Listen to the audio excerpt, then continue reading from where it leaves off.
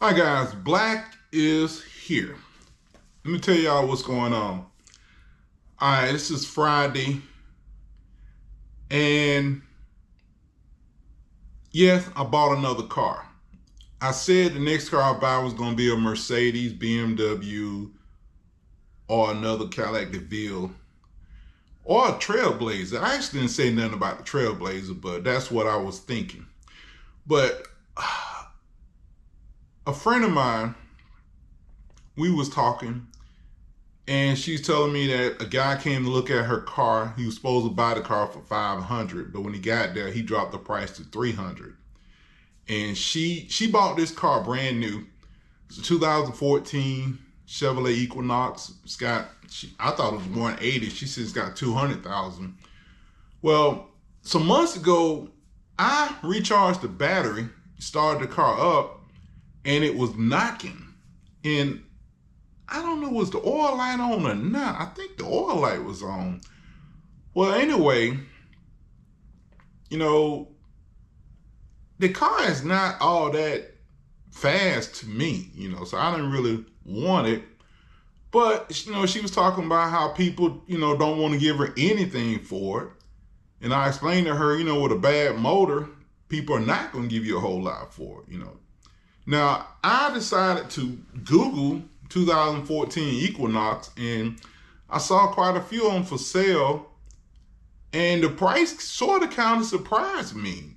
I seen one price as high as 9,000, but of course it only had 80-some thousand miles on it.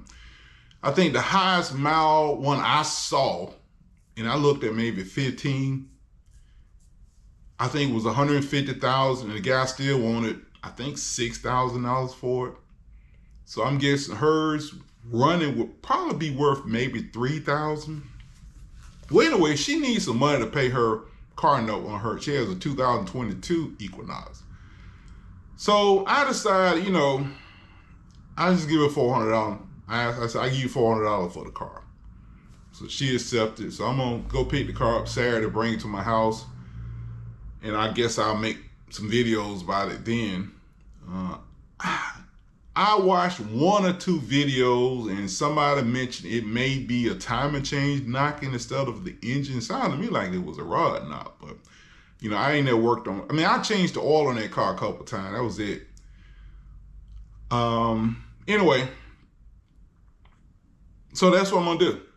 I'm not gonna really. I'm gonna look at the car a little bit, but I'm not gonna try to get into it. I need to finish that Cadillac.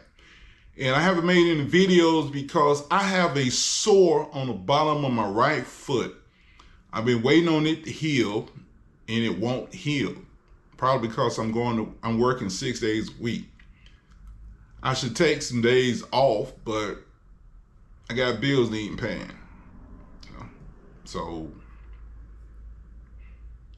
that's why I haven't done anything to the calendar. I hadn't really felt like working on the damn car. I'm not tired or anything. It's just, I would like for this damn sore on the bottom of my foot to heal up. But it seems like it don't want to heal up. But anyway, that's what's going on with that.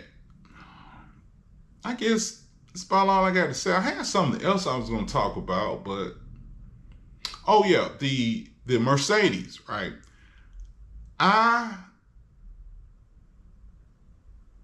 The other day I gave up, and I went to the store and got some Clorox, put it in a Windex bottle, and I'm talking about I filled it about that much straight Clorox and put water on top of it, shook it up, and sprayed it in the car. I tried ammonia first. I sprayed ammonia in the car twice. Both times the water ran out of the bottom of the AC unit or whatever, and it was just the ammonia came out, right? Well, this time when I used Clorox, I noticed that the Clorox came out, and it seemed like I saw some yellowish stuff. Clorox was kind of yellow when you mixed it with the water or whatever, but I think it killed the smell.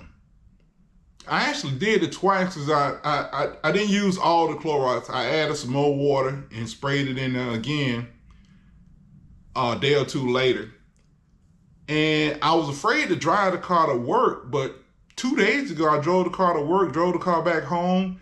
I didn't get nauseous neither time. And yesterday I drove the car to work and drove it back home, didn't get nauseous. So I think I've gotten rid of whatever, I guess it was mold in the evaporator or whatever.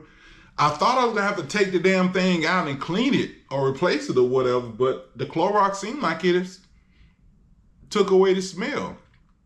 This car, like, it's hot outside now. I can have all the windows up. I can walk by the car, and right before I get to the car, I will smell the inside of the car. Well, it's like now after spraying that Clorox in there, when I walk past the car, I barely smell the inside of the car. But like I said, I just uploaded a video where I was driving through downtown Atlanta to head to Buckhead. I drove it that day before I cleaned the car out. And I had the windows up, had the windows down with the air conditioning on, and I was still getting kind of nauseous. Well, I got nauseous from the car. But like I said, that's not happening anymore, so I think I've cleaned it off. But the problem is, yesterday I drove it to get lunch. I'm riding with the windows down. I turned on the AC, and the freaking fan won't work no more.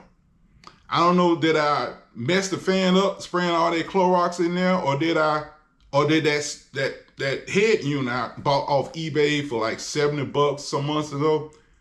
The crazy part is, last time the fan would not shut off, right? Well, now the fan won't come on. So I'll let y'all know what's going on with that. But I think I've gotten rid of the odor.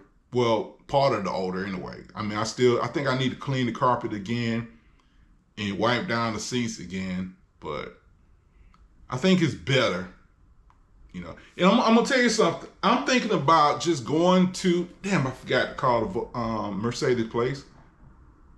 I'm thinking about just calling the Mercedes place and ordering a new head unit. I think the price is gonna be $1,000, but I don't want to go buy another used and put it in and it work a few months and stop.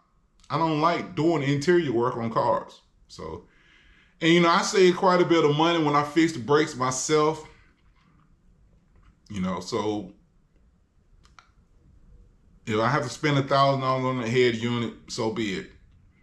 Anywho, that's about it. I'm still, I think I showed a video where the Gulf was leaking water. I've been riding around with the reservoir cap off. And I've been driving back and forth. Hell, I even drove to Buckhead. I drove almost to Buckhead one time. And the car runs fine. Just every so often I had to put some water in it. But even with the air conditioner on, riding around with the radiator cap off, the car's not running hot. So what else? F-150 runs fine. The Trailblazer runs fine. By the way, I'm going to pull the Equinox to the house. I'm trying to think, should I rent a trailer with my F-150 and then hook the trailer up to my Trailblazer? Because I've never pulled a car on a trailer with my Trailblazer because they U-Haul says it's too light. It's too light to pull a trailer, which is weird because the truck is only 60 pounds heavier, but it does have a longer wheelbase.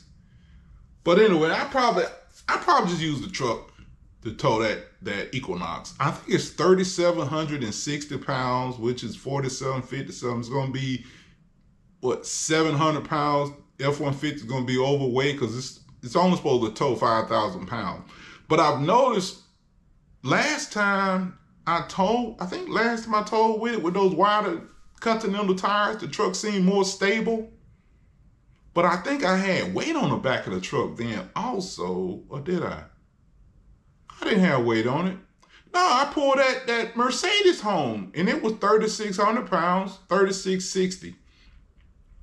Well, I'm gonna go get the Equinox using the F-150. I'm gonna tell you something. I love towing with that EcoBoost. Why? Because that sucker's got power.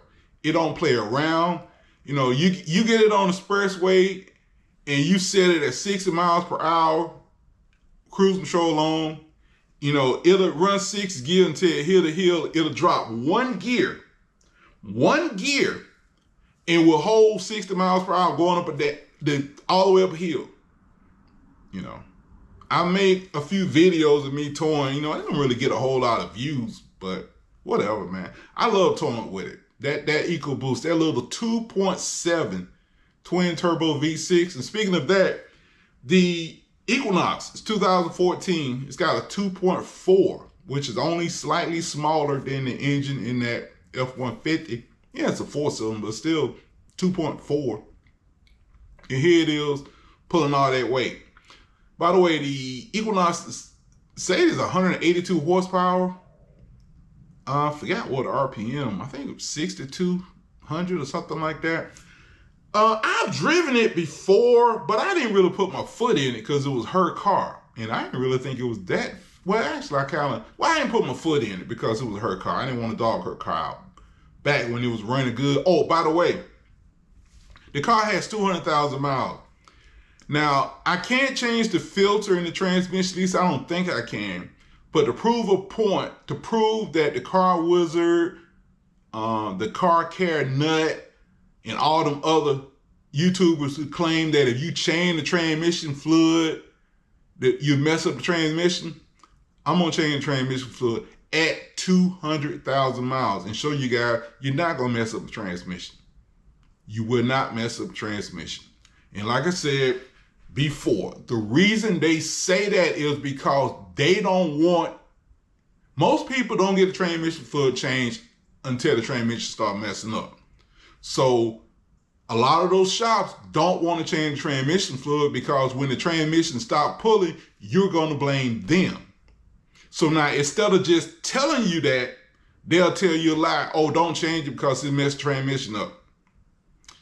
Bull crap. 100% bull crap. And I'm going to prove it to you in this video. Well, when I get the car anyway. If you have any questions, comments, leave them. Dre, y'all have a good day.